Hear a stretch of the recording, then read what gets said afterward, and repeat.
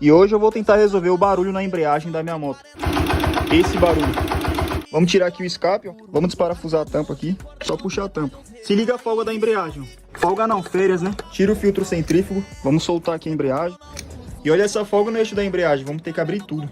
Tira o cabeçote, tira o magneto, tira o motor. Vamos puxar a carcaça. Agora é só tirar o câmbio. E o defeito tá aqui, rapaziada, ó.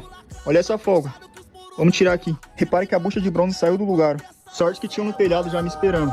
E olha a diferença delas. As buchas são muito maiores e não saíram do lugar. Já vamos colocar essa daqui. Aí vamos colocar aqui, ó. Olha a diferença, ó.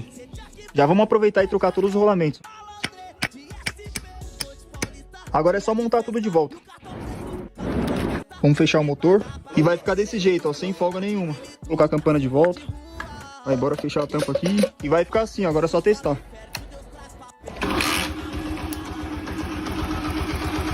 Aí, ó, não tem mais aquele barulho de toque-toque.